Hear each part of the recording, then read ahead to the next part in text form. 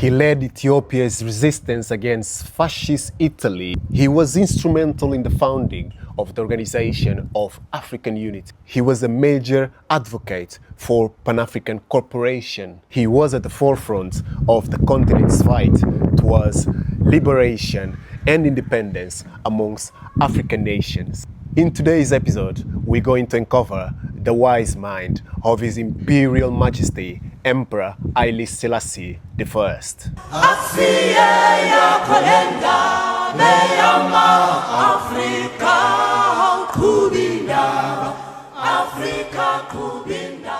Greetings, African family, and welcome to another episode of For the Africans.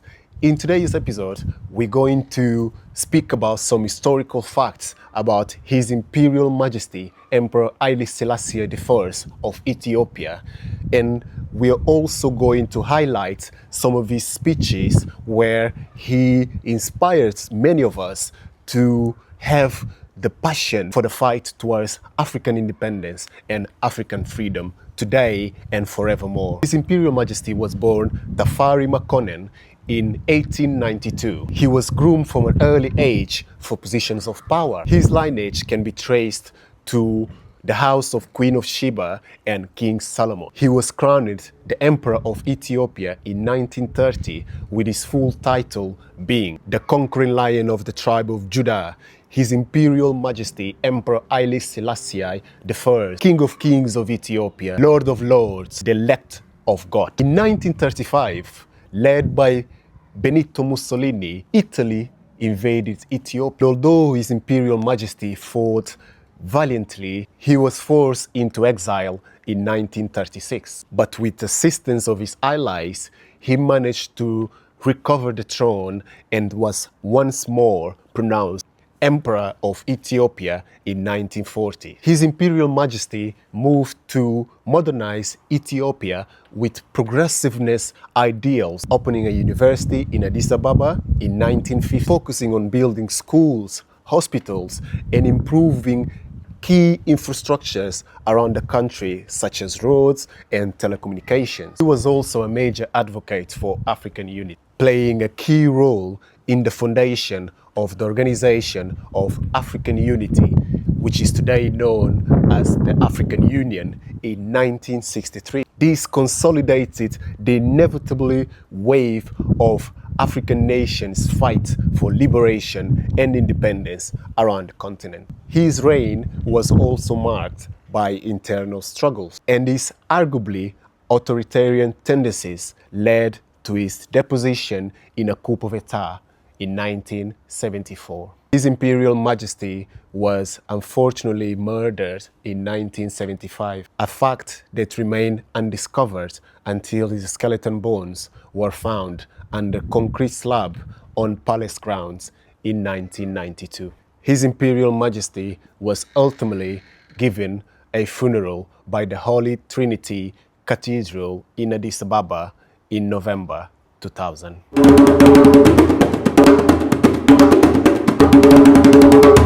Peace is the foundation for development.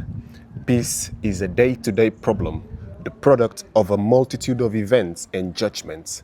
Peace is not an is, it is a becoming. Without peace, there cannot be development. Progressive ideas cannot be brought into tuition. We cannot have a stable nation. Without peace, we cannot bring the better future that we all envisage for our people. Our efforts as free men must be to establish new relationships, devoid of any resentment and hostility, restored to our belief and faith in ourselves as individuals, dealing on a basis of equality with other equally free people. After the independence of our nations, we need to look towards the future, and the only way that we can do that is to look into other equally free nations and make sure that we develop a cooperation diplomacy where we can exchange ideas and grow economically together. The solid basis for freedom lies in education. It is education which allows people to live together and makes them avoid the pitfalls of immorality and induces respect for the law. Truly, the attainment of these high aims is based on education, the helping of people to live together to avoid indulgence, immorality, and lawlessness. Without a nation that is educated, we have ignorant people that believe that they can do whatever they want because they are immortal.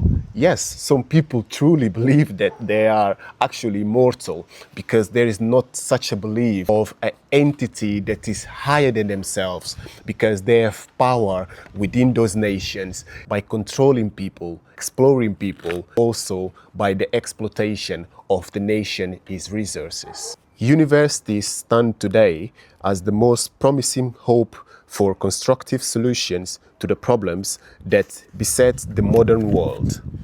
Promises which prevent the peaceful cooperation of nations, problems which threaten the world and humanity with death and disaster. From the universities must come men, ideas, knowledge, experience, technical skills, and the deep humane understanding vital to fruitful relations among nations. Without this, world order, for which we have so long strived, cannot be established.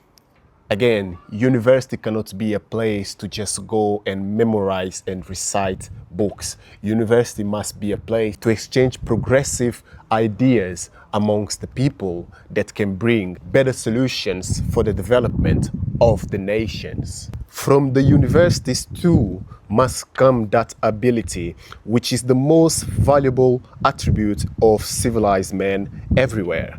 The ability to transcend narrow passions and to engage in honest conversations. For civilization is by nature the victory of persuasion over force. The ability to have conversations, debates openly, and the ability to have conversations, debate openly within a nation is crucial, because without that, solutions will be provided by force. As the gospel tells us, a house built upon strong foundations can never be overthrown by storms. Similarly, when people are built up with minds well informed by education and knowledge, no trial of whatever kind can conquer them. Facts. When we educate ourselves, when we have awareness of what is happening within the society that we are part of, our minds cannot be corrupted. We cannot be coerced to behave in ways that are not dignified, that do not honor our ancestors. The opportunity for education is not given for a fashion or a mode. It is given for a purpose, for a task, for a high responsibility, for the benefit of our country and the coming generation. Many people just have those diplomas, just have those degrees to hang in a wall and accumulate dust along the years. What we really need to be conscious of is that the opportunity to have those diplomas is not given. There is a major purpose, that is to play a role within our community, to be influential in a positive way within our nations. Education intensifies natural gifts and ability, but mere education, unless founded on a historical and cultural framework, will bear no fruit. Simply put, history and culture goes hand to hand. Without history, we cannot know our past. There's no way for us to live in the present looking forward to the future and not making the same mistakes as was done previously. A man who says, "I have learned enough and will not learn no further," should be considered as knowing nothing at all. There is nothing more dangerous, more frustrating than a person that thinks that they know it all. There is always something new to learn. Let us not be too proud to face honestly and frankly, the fact that by standards of the modern world, the African peoples today are poor. Our poverty need not cover us with shame. We should be aware that although many nations have only been independent for 50 or so years, we have the ability and the responsibility to do better. What is that you are doing today to contribute towards the fight for African development? The ultimate resource of a nation is its people.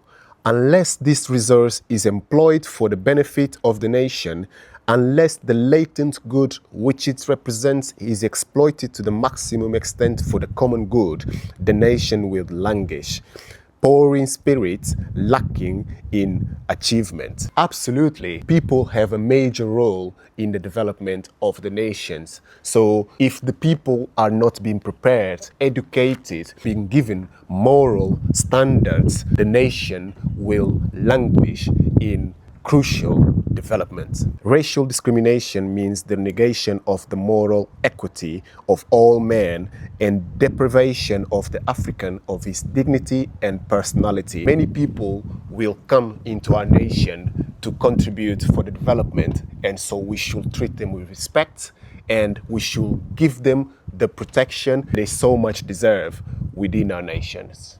Wherever there is African blood, there is a basis for greater African unity.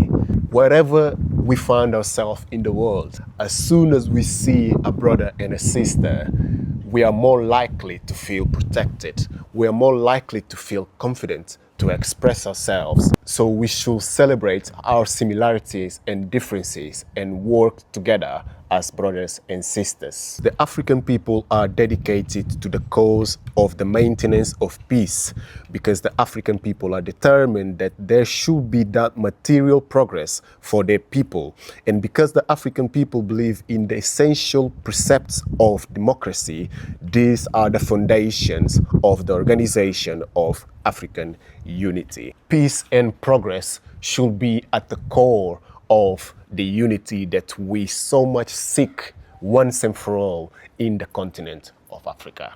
The fact that we succeeded in laying the foundation of our unity was due primarily to the desire of all Africans to unite in a common struggle against colonialism, poverty, disease, and ignorance, which are the enemies of Africa. What happened in the past has been written already in the history books. Let's try and write better history for our people, for our nations. And that spirit of brotherhood, which constitutes a common bond among all Africans, has carried Africa forward in triumph on the crest of the wave in pursuit of the ideal of African unity. And it remains unflagging today as we prepare for yet more vigorous efforts in the battle to win.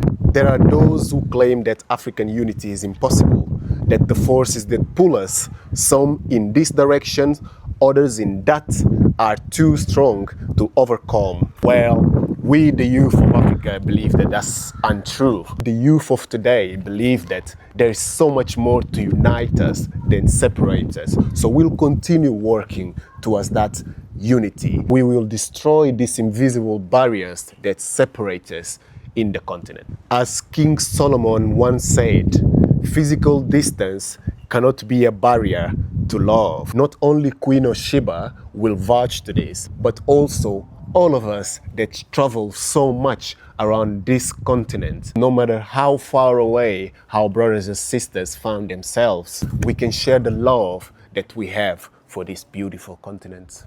Africa has been reborn as a free continent, and Africans have been reborn as free men. The blood that was shed and the sufferings that were endured are today Africa's advocates for freedom and unity. Whether you are in Nigeria, Zimbabwe, South Africa, Ethiopia, whether you are in Congo, in Angola, no matter where you are in the continent, if there is something that we all share, is the blood of our ancestors that was shed in the soils that we walk. But today we have an opportunity, a chance to do different, to show to the world that we can be dignified men and women and that we can do what others have done in their countries around the world. Freedom's price is the sacrifice of the lives of innumerable heroes, and in deep realization of this, it becomes the duty of free men everywhere to be ever prepared for the defense of their freedom. We should never be afraid to die for African freedom. Tomorrow, those that will walk in the continent will remember those that are fighting today for freedom. Those men who refuse to accept the judgment passed upon them by the colonizers, who held unswervingly through the darkest hours to a vision of an African emancipated from political, economic, and spiritual domination, will be remembered and revered wherever Africans meet. That's why people like Thomas Sankara, Kwame Nkrumah, Amilcar Cabral, Patrice Lumumba are still celebrated to this day. What those people did for the continent should never be forgotten. Emancipation from mental slavery can only be achieved with Pan-African education. We honor the ancestors by learning and promoting African history and culture. We'll see you again in season 2.